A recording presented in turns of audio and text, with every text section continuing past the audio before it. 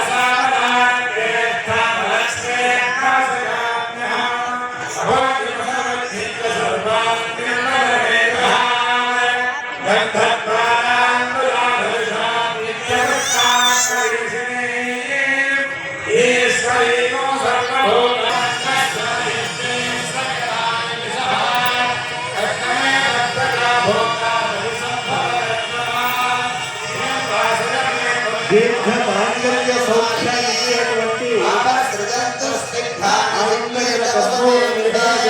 మహామాంగళ్య పూజ సమర్పణ చేస్తూ ఉన్నారు.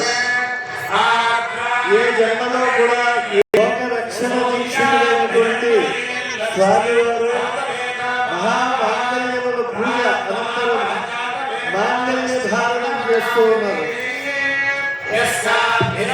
జానకీ రమణ గోవింద, వైదేహీ రమణ గోవింద, ధనారమణ గోవింద, ధాత్రీ వరద గోవింద, మేదినీ వరద గోవింద, అంజనేయ వరద గోవింద, విభీషణ వరద గోవింద, సుగ్రీవ వరద గోవింద గోవింద.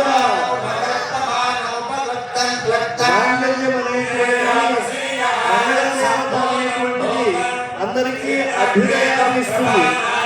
లోక రక్షణ హేతుగా అని చెప్పి స్వామివారు కళ్యాణ సంకల్పాన్ని చేస్తూ అమ్మవారికి అర్చక ముఖ్యంగా మహామాంగళ్య సమర్పణ చేస్తూ ఉన్నారు. నమస్సీతా మహాదేవి సాక్షాత్ లక్ష్మీ స్వరూపిణి సుధాతనయేన జానకి ప్రార్థయామ్యహం మాంగళ్య సూత్రం రామేణ యుష్మత్కంఠ సమర్పణే నియోజితోర్పజామ్యత్య స్వీకురుష్వ మహీసుతే మాంగళ్య తంతుమాధ్యాయ జగద్రక్షణ హేతునా. లోక రక్షణ హేతు అయినటువంటి రామచంద్ర స్వామి యొక్క తిరు కళ్యాణ మహోత్సవం అర్చక సహకారంతో రామచంద్ర స్వామి సీతమ్మ వారిని ప్రదానం చేస్తూ ఉన్నారు. సమస్త లోకములను కూడా దృష్టి ఉత్తరోత్తరంగా లభించేటువంటిది. కేతం శోభ విరోధ్యంతం మహర్షీనాం సుఖావహ.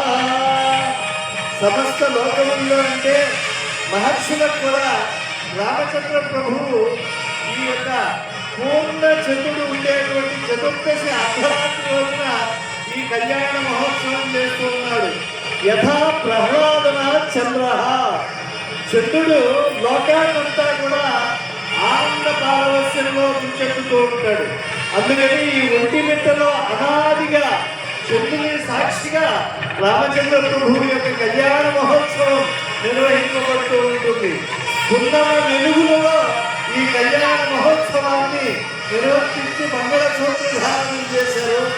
ఆ మహామాంగళ్య ధారిణి అయినటువంటి పరమ పవిత్ర చరిత్ర అయినటువంటి జనక తమయాస్నాహేషు అమ్మవారి యొక్క ఆ సరస్సుపై ప్రోక్షణ చేసేటువంటి జలము మన అందరిపై పడాలి, సీతమ్మ వారు యొక్క అనుగ్రహం మనకు కలగాలి అని ప్రార్థించాం. ఎందుకంటే శ్రేయసి ఆమె శ్రేయస్సును కలిగిస్తుంది. కరుణామయుడు రామచంద్ర ప్రభు యొక్క కరుణను పంచేటువంటి